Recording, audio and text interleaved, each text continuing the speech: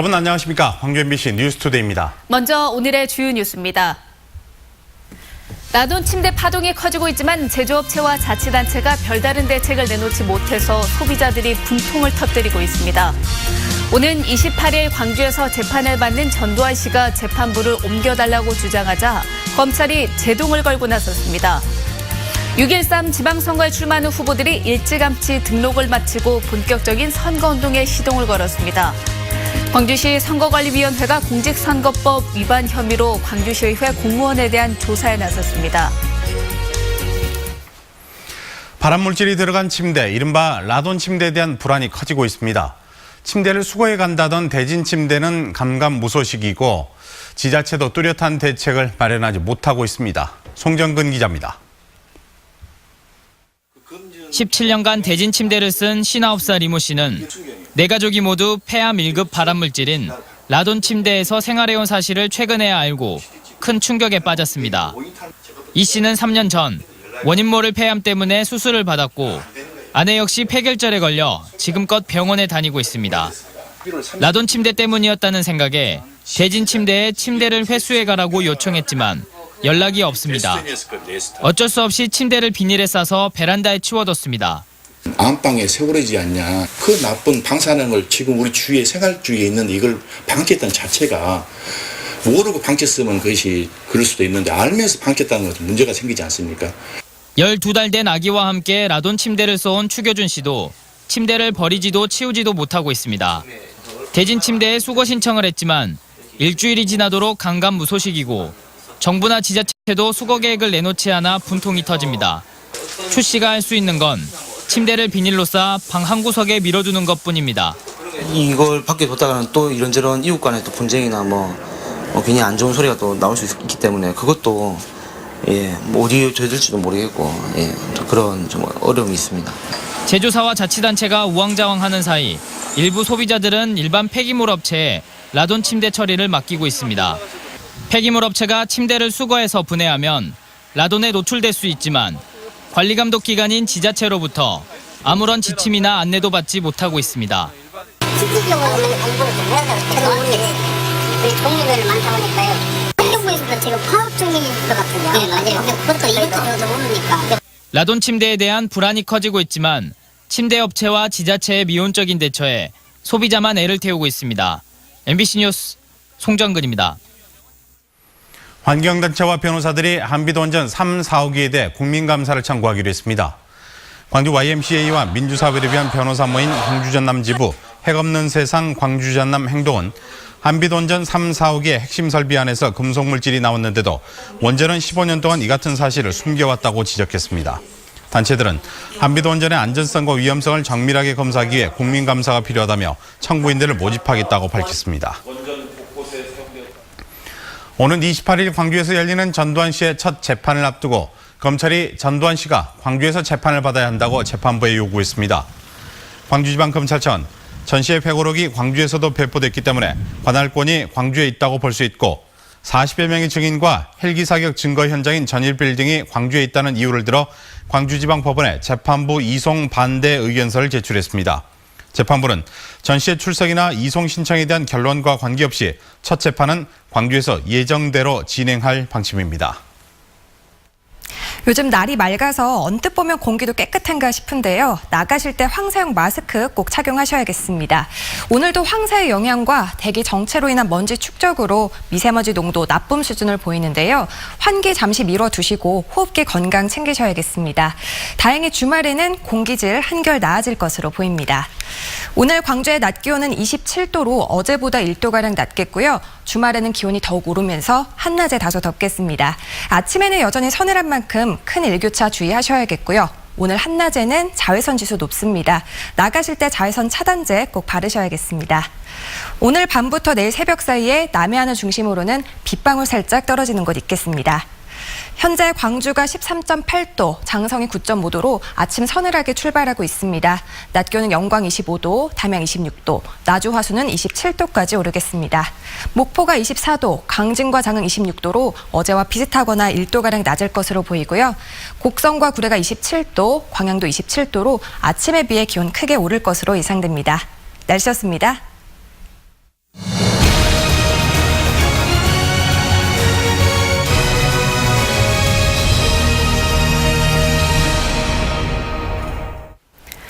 6.13 지방선거에 출마한 후보들이 공식적인 후보 등록을 시작으로 본격적인 선거전에 뛰어들었습니다.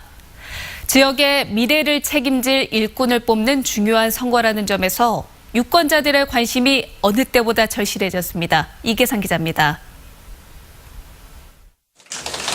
6.13 지방선거 후보 등록 첫날 광주광역시장과 전남지사 후보들이 관할 선거관리위원회에 차례로 후보 등록 절차를 마쳤습니다. 기초단체장과 지방의원, 시도교육감 후보들도 대부분 등록을 서둘렀고 광주 서구갑 국회의원 재선거 후보들 역시 일찌감치 공식 후보로 등록하고 선거구를 돌며 표심 잡기에 나섰습니다. 오늘까지 등록 절차를 끝낸 후보들은 일주일가량 준비 기간을 거쳐 오는 31일부터 다음 달 12일까지 본격적인 선거 운동을 펼치게 됩니다.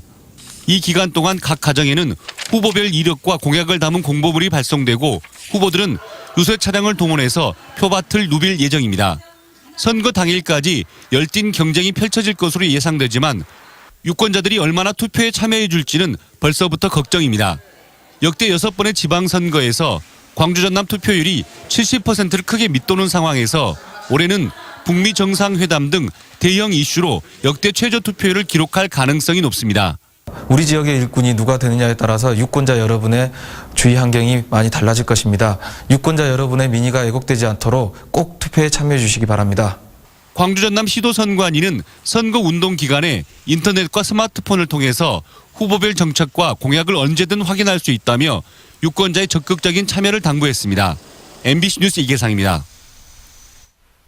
이정선 광주시 교육감 후보가 장희구 후보의 3선을 저지하기 위해서 최영태 후보에게 단일화를 제안했습니다. 이정선 후보는 8년 동안 교육감을 지낸 장희구 후보가 그동안 쌓은 적폐를 쇄신하지 않고는 광주 교육을 바로 세울 수 없다며 최 후보에게 단일화하자고 제안했습니다. 이에 대해 최영태 후보는 26개 시민사회단체가 추진한 시민경선에 불참했던 이 후보가 다시 단일화를 언급하는 것은 말이 안 된다며 단일화 제안을 일축했습니다.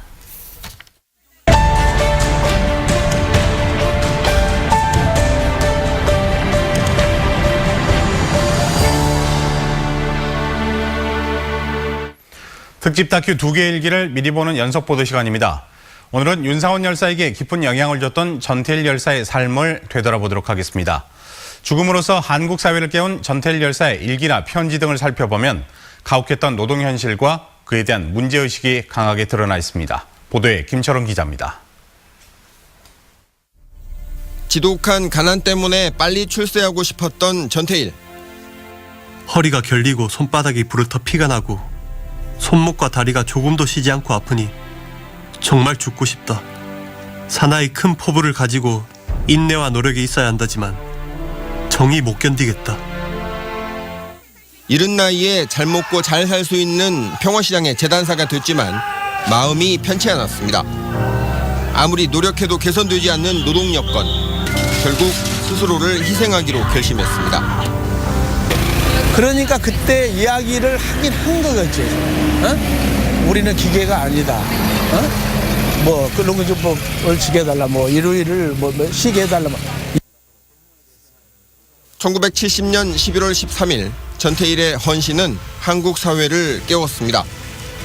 암울한 시기에 스스로 촛불이 돼서 자기 몸을 불태우면서 이 사회에 던진 그 어마어마한 충격은 노동운동으로 발전하면서 1987년 그 6월 항쟁까지 이어지고 있고, 많은 이들을 울린 전태일 평전. 전태일은 여기에서 대구의 야간 학교인 청옥고등 국민학교 시절 친구인 원섭을 그리워하며 유서 형식의 편지를 썼습니다. 부잣집 자녀들 같으면 집에서 아버지 어머니 앞에서 재롱이나 떨 나이에 생존 경쟁이라는 없어도 될 악마는 이 어린 동심에게 너무나 가혹한 매질을 하고 있네.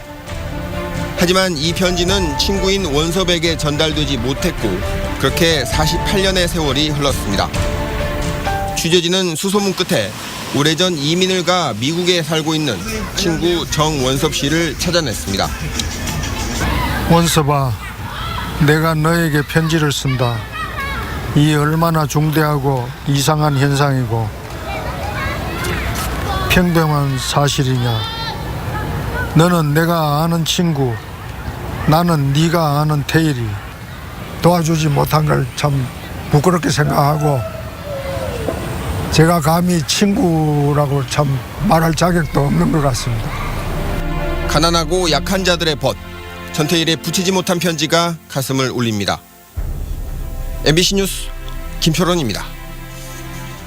광주시 선거관리위원회가 공직선거법 위반 혐의로 광주시 의회 공무원에 대한 조사에 나섰습니다. 광주시 선거관리위원회는 시의회 입법정책관실 일반 임기제 직원인 A씨를 선거 개입 등의 혐의로 임의 동의해 조사를 벌인 데 이어 A씨의 컴퓨터와 휴대전화 등을 수거해 법 위반 여부를 조사하고 있습니다. 선관위는 선거법 위반 관련 제보가 접수돼 조사에 나선 것이라며 구체적인 혐의는 확인 중이라고 밝혔습니다. 광주지검 강력부는 불법 게임기 수백 대를 전국에 유통한 혐의로 47살 A씨 등 15명을 구속 기소하고 게임장 업주 9명을 불구속 기소했습니다. A씨 등은 지난 2015년부터 지난해까지 불법 개조된 게임기 900대를 전국에 유통해 19억여 원의 부당이득을 취한 혐의를 받고 있습니다. 검찰은 업주들이 바지 사장 등을 내세워 단속을 피해온 정황을 밝혀내고 달아난 일당 2명을 지명수배했습니다. 오늘부터 사흘간 조선대학교 장미축제가 열립니다. 이번 장미축제는 내년에 열리는 세계 수영선수권대회 성공을 기원하는 의미도 더했다고 하는데요. 강동환 조선대학교 총장을 이미지 뉴스 리포터가 만나고 왔습니다. 네, 총장님 안녕하세요. 안녕하세요. 만나서 반갑습니다. 반갑습니다. 오늘부터죠. 조선대학교 장미축제가 바로 이곳에서 열리게 되는데요. 이번 대회의 슬로건이 무엇인지 소개를 해주시죠. 네, 이번 장미축제 슬로건은 2017년도에 시민 속으로 도민 속으로 하는 이 주제를 이어서 Dive into Rose, Dive into Peace라는 슬로건을 만들었습니다. 그래서 이것은 정말 장미꽃밭으로 시민들 초대한다는 의미와 그리고 한반도 평화를 기원한다는 두 가지 의미를 가지고 이번에 장미축제를 열게 됐습니다. 사실 조선대학교 장미축제는 워낙 유명하잖아요. 근데 특히 올해 같은 경우는 내년에 열릴 세계 수영 선수권 대회 성공을 기원하는 의미를 더했다고 하는데 맞나요? 그렇습니다. 저희 조선대학교에서 2019년도에 세계 수영 선수권대 하이다이빙이 개최됩니다. 정말 영광스러운 이제 그 축제가 우리 조선대학교 열리게 되는데 그걸 기념하기 위해서 이번에 저희가 세계 수영 선수권 대회를 성공하는 여러 가지 프로그램들을 많이 하고 있거든요. 아마 이 장미가 내년에도 활짝 피겠지만 올해 우리들의 영혼을 더 담아가지고 내년에 정말 더 아름다운 장미로 지금 나가기를 지금 기원하고 있습니다. 네, 말씀하신 김에 경기 준비는 잘 되고 있나요? 네, 저희는 이제 경기 준비는 조직위원회에서 전문적으로 하고 있고 저희들 이제 옆에 이제 그 조선대학교라든가 국립공원 무등산 있지 않습니까? 조선대학교 아름다운 그런 그 하얀 그 학예 모습을 하고 있는 본관의 모습의 이미지 그리고 국립공원 무등산과 함께하고 이런 이미지 그리고 우리 조선대학교 아름다운 캠퍼스 있지 않습니까?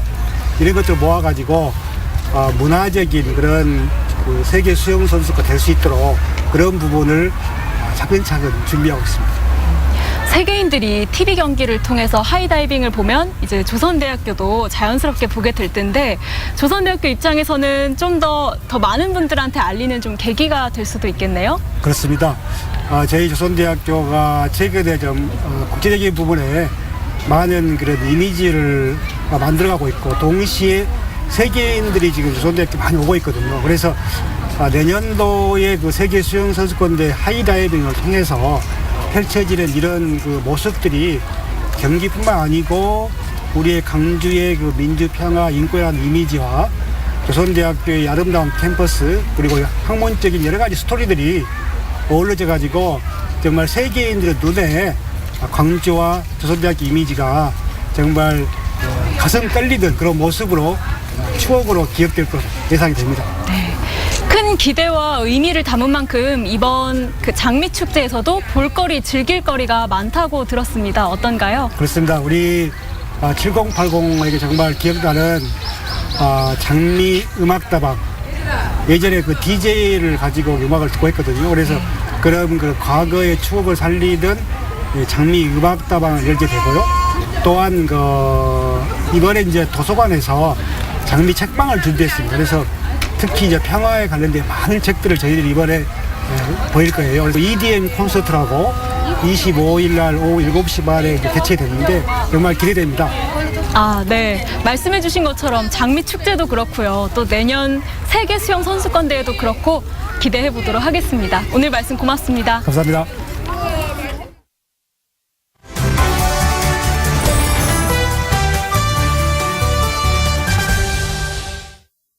네, 곡성하면 세계 장미축제 떠올리시는 분들 많이 계실 텐데요.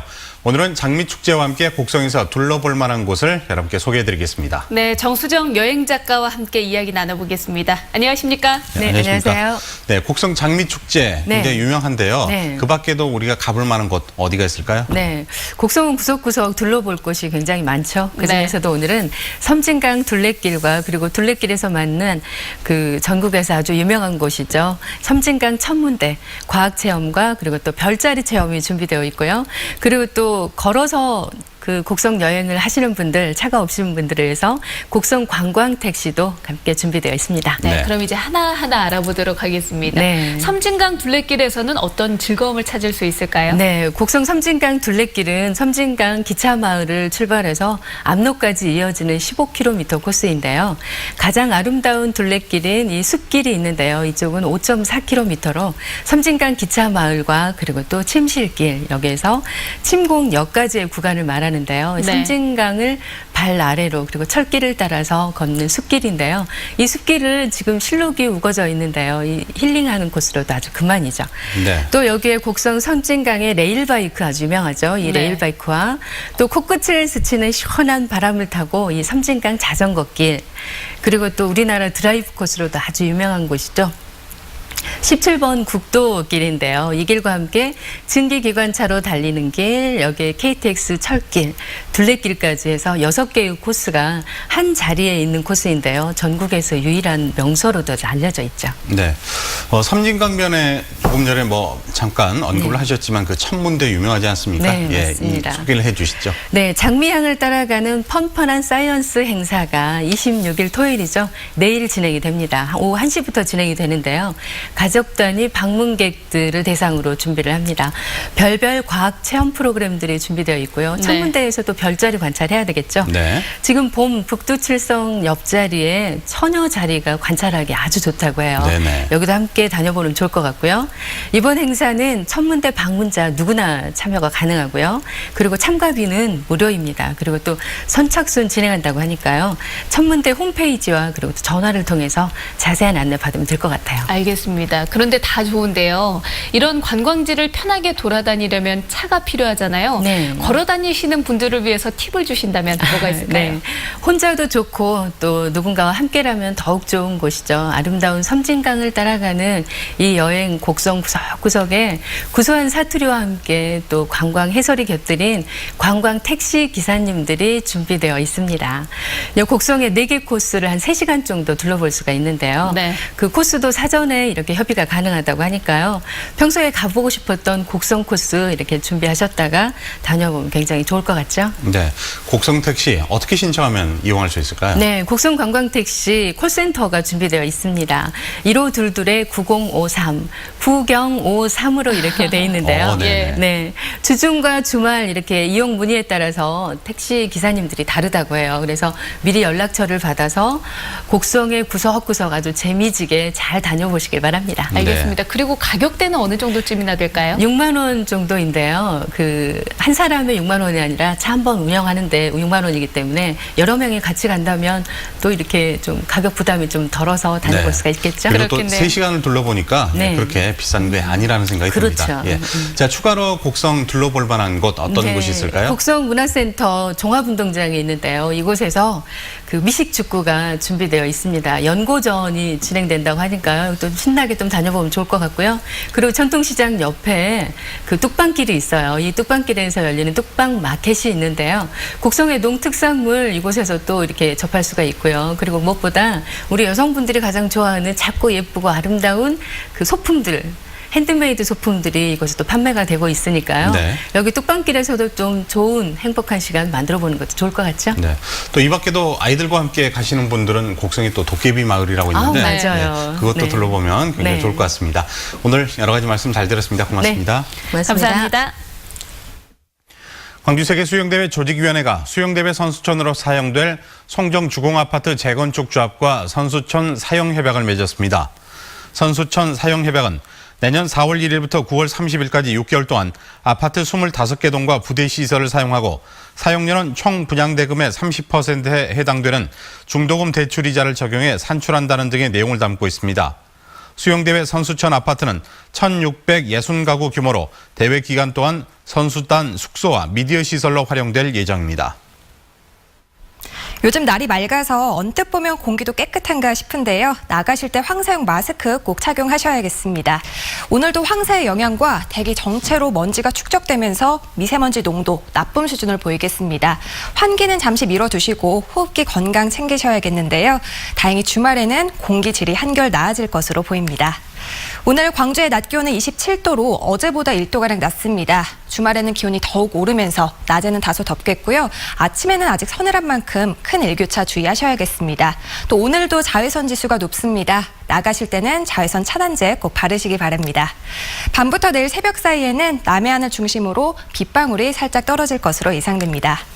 현재 광주가 13.8도, 영광 10도로 아침 서늘하게 출발하고요. 낮 기온 장성과 담양 26도, 나주 화순 27도까지 오르겠습니다.